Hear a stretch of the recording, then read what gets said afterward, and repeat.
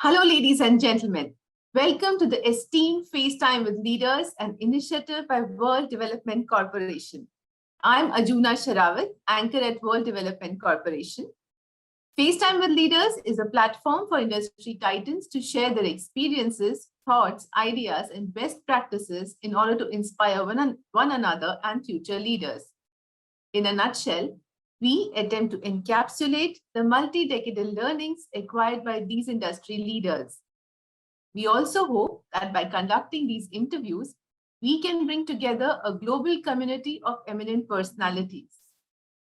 By bringing together such visionaries on one platform, we hope to play a part in inspiring the lives of other leaders. Great learnings from great leaders undoubtedly assist everyone by identifying, nurturing, and using the trade secrets that are proven success formulae for many. And this is what we aim to make these sessions a gathering of industry stalwarts and a knowledge-sharing community. We have one such heavyweight in our today's session of FaceTime with Leaders, Amar Sane.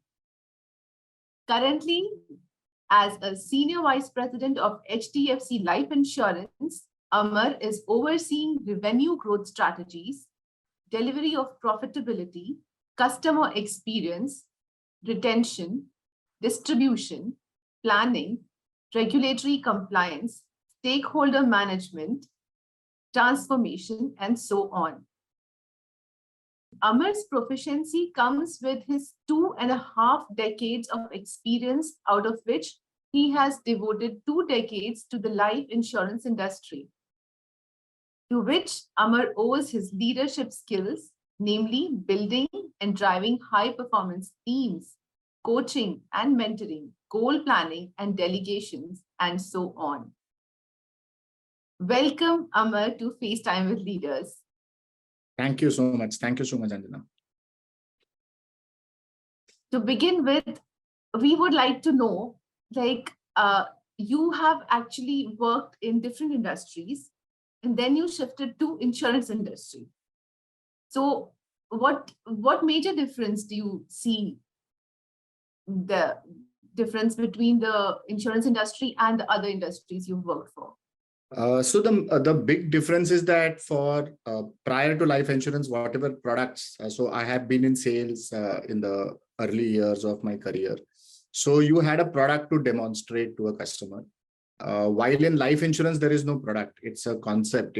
It's a benefit on paper. So when you buy a life insurance, what you get is just a policy document. People can't feel, touch, smell a product. Like in any other product category. So therefore, it becomes a very different product. That is point number one. Point number two, what differentiates life insurance is that because it also has a protection element. So one part is also that what you can save as an individual. The larger area of life insurance is to protect if something was to happen to an individual. How do I protect the financial security of my family behind me? So therefore, it's little abstract in that sense. People can't visualize what will happen after they are not there. So from these two distinct points, I think life insurance is a very different product altogether. And therefore, it makes a very different industry that you don't have anything to show to a customer before the customer actually buys. True. And how come this transition from sciences to sales, strategy, planning, operations, etc.? Could you elaborate on that as well? Yeah, sure. So when I was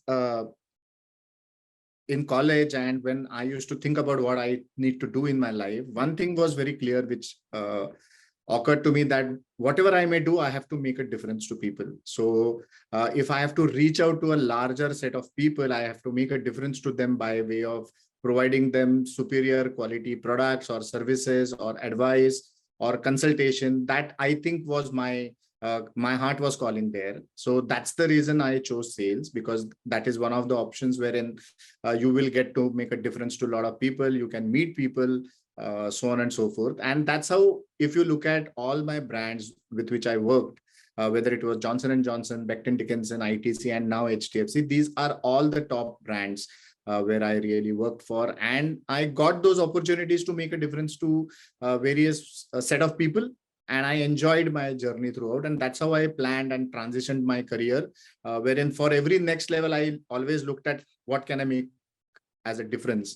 And over a period of time, we also learned that to make people successful, you have to make the organization successful as well. Organization has to make money for it to sustain, and therefore, how do you balance between both the things in terms of making a difference to the larger community as well as making the difference to the organization, and how can you make both the things grow together? So I think it has been a very, very awesome experience which I had, and I am at it even today, and I really have much more aspirations as we move forward. Sure. And what message do you have for future disruptors in the corporate space? As far as my message to the disruptors in the corporate space is concerned, yes, profitability is very, very important. And how do you get that profitability? So profitability can happen only when you have engaged employees, you have superior products and services for the customer, and customer is in your heart. So if you are able to manage these three things, that you keep the customer at your heart, you are having an engaged workforce, your organizational objectives automatically get achieved, and you can make a very, very formidable organization, a very great organization which will outlive you. And I think that's what the endeavor should be, that whatever we create as an organization should outlive us and our generations. Continuing with the outlive thing, so and as we see the changes in technology these days, so with the advent of IoT, blockchain, AI, ML, what changes have you seen in your industry? So in my industry, I have seen a lot of changes. The way we service our customers. So typically, if a life insurance product somebody has taken and they have to do some minor alterations to, like, for example, they want to change the address, they want to change a nominee, or they want a fund request, or they need a statement of the policy, they need a premium receipt, so on and so forth. So for all such requests, people used to visit a physical branch.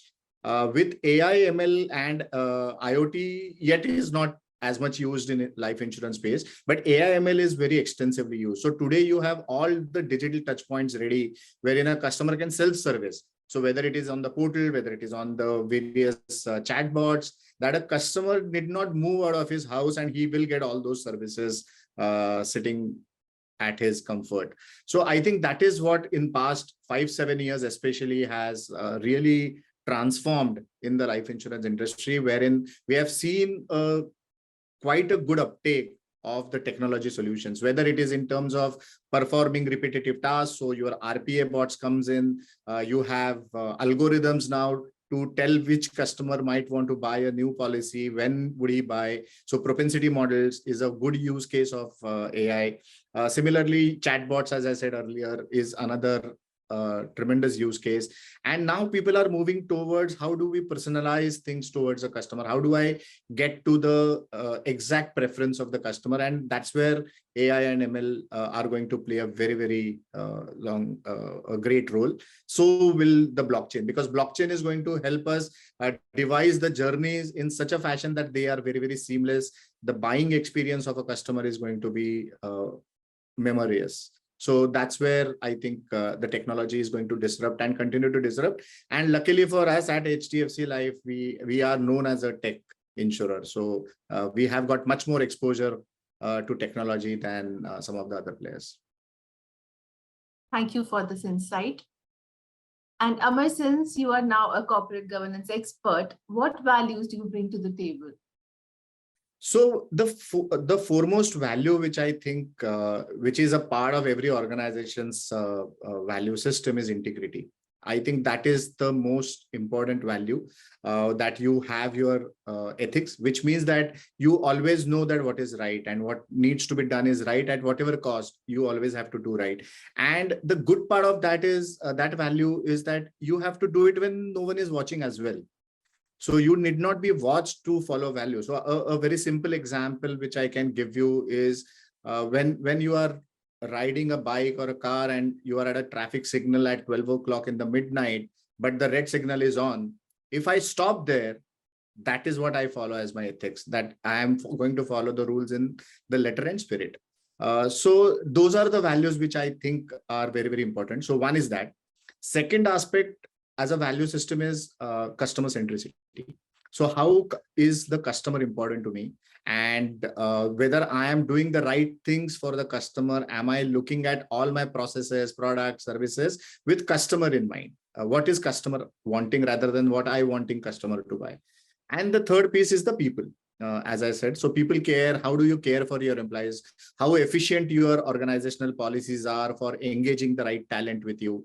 Are you making the life comfortable for them so that they remain engaged? So prima facie, these are the top three values as a from a governance standpoint, I would really want to nourish, cherish, and build whichever organization I work for.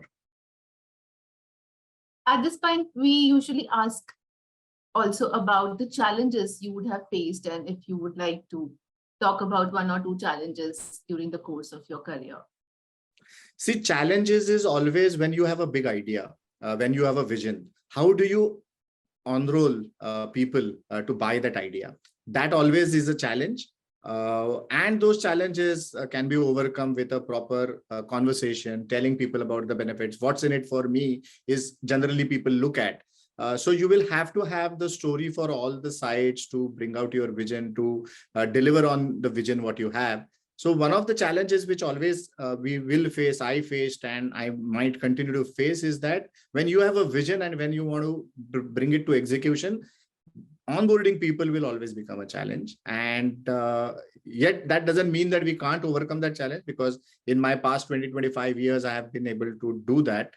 But always it is a task which you have to do from, it's not an easy go. It's a challenge from that perspective. That is point number one. Point number two, I think the challenge is how the technology is evolving in India. So how do you keep up pace to that technology changes? How do you invest in your systems and your processes, that what you have bought yesterday doesn't become redundant tomorrow? So you will have to look at it from a long-term perspective, what technology, what kind of enhancements it will really need, so that I am there for next 5 to 10 years with the current technology. So these two, I think, are always the challenging aspects more than anything else. And any specific strategies you have to overcome at least the first one? Yeah, so as I said, that is the first strategy to overcome is that first you have to understand that doing what you want the people to do, what are they going to gain? So that is going to be very, very important. Once you know that, okay, there is a benefit in that person, then it's just about bringing on that person to your side, saying that, okay, this is what I would get out of this. This is what you would get out of this. So let's make it a success as a team. So it is always about the motivation. What is a motivator factor for every individual? So one pill may not fit all. What you need to really do is that you have to understand the motivational factors for everybody you want on that team.